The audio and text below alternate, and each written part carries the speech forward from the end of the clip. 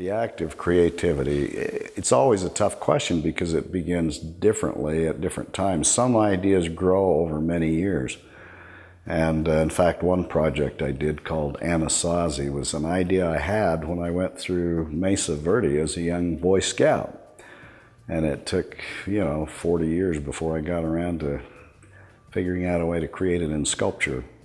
But most ideas, I sit down, I really like to brainstorm. I enjoy that process. So what I'll often do is sit down and take a sheet of paper, and usually I can fit it all on one sheet, but I'll write all kinds of ideas. I do this for titles for pieces too, but if I'm looking for a subject, the one thing that I do that I don't think a lot of other people do is most people sit down and they'll think of something they can sell. I've never conceived an idea yet as something that I can sell, and a lot of things I've done have been quite innovative, and they sell. Maybe it takes a few years before the first one sells, and then it catches on because it takes people a while sometimes to adjust. And the Anasazi project is a perfect example of that, because the first 13 months, we didn't sell a single one. With all that work and all the investment in molds and castings and everything. So ideas, I've never put money first, the need for money, before doing the idea. I made a decision many years ago.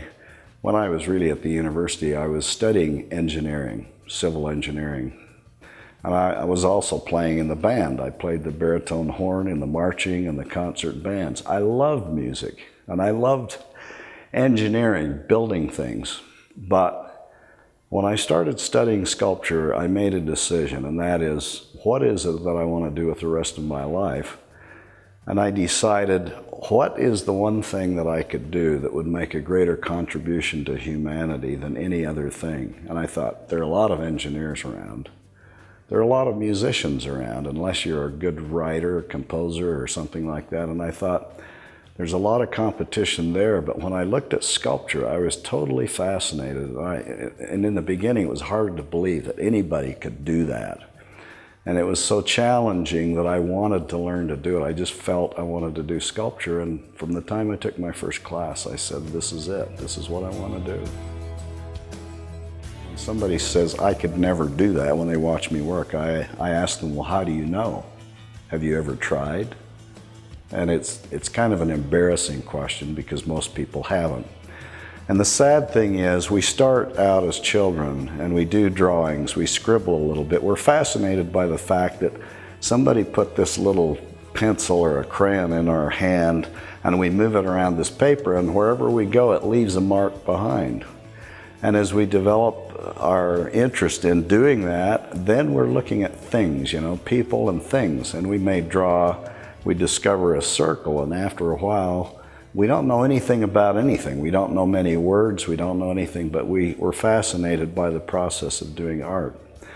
So we may put some eyes in there, and maybe a nose or a mouth, and scribble some hair in there, and put a little body, and make a house. We kind of see a house as a square thing. It's got a door, and the doorknob is really important to us when we're little, so we put the doorknob in there, and maybe a window and a chimney with some smoke. Doesn't come out of chimneys now, but it used to, so that's what we did when we were children.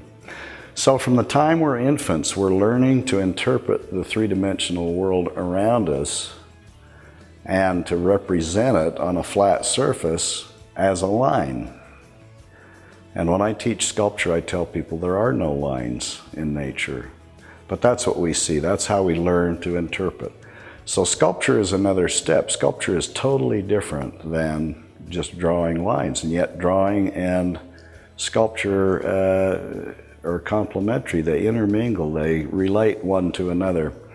So all of art, when we talk about a kid having talent, for example, oh, you're so blessed, you're so lucky. And after achieving a lot in life, people often come and say, oh, you're so blessed and so talented. You're so lucky. I could never do that, If we do work with those talents and develop them, more talents will be added. But if you don't work with it, no others will be added.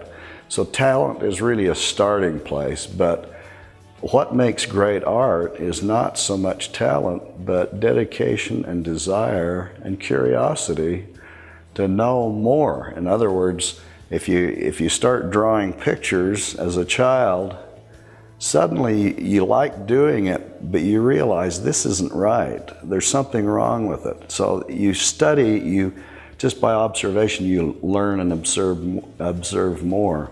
So you're developing your talent sometimes without instruction. But there are some things that people always need instruction on. For example, if we had everybody in whatever audience is listening to this and watching this, if we had them take a piece of paper and draw a head and then place eyes on it, a nose and a mouth, I can promise you every single person would put the eyes too high on the oval of the head.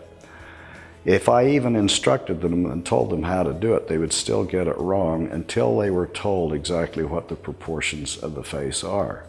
Then they could do it much better. I did this with our neighbor for family home evening one night, and it was amazing what they could do with just a little bit of instruction.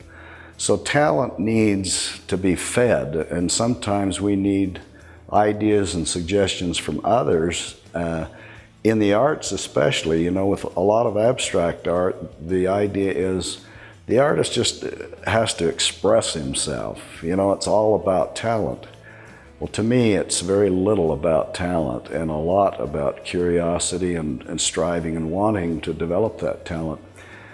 Many years ago, I took a trip to Europe and I wanted to discover the secret of why Michelangelo was the greatest sculptor of all time. I mean, you can put Bernini and a number of other sculptors in that same category. Why were they the greatest at what they did? Why was Rembrandt the finest painter of his era and his place in the world in Amsterdam? And I discovered the secret. I discovered what they learned was, what they did in their work was they knew more about their craft than anybody else living during their day. And they learned that through curiosity and hard work. They learned to observe things nobody else was seeing. And in fact, Rembrandt was sued once because he did a painting of some members of a guild, and they wanted to sue him and demand equal treatment under the law. Because in those days, they painted everybody's portrait was as important as everybody else's portrait. But he created this great scene called The Night Watch, and he created a real composition, an artistic composition. And some people were hidden in shadows and some were out front, and these people were very upset because they were in the shadows and they wanted equal treatment under the law. So some things never changed, but he was innovative, he was creative. He knew more about, there are two things that I try to preach to painters about painting and drawing: linear perspective and atmospheric perspective. He knew more about atmospheric perspective or aerial perspective than anybody else during his day. And to prove that, if you look at The Night Watch and you look at the white on the collar of somebody that's right up front, and then you look at the white in the collar of somebody behind, you'll see that it isn't as bright a white. All the whites, the lightest values come forward, the darkest recede, but the dark values, the greatest contrast is in the front of the painting.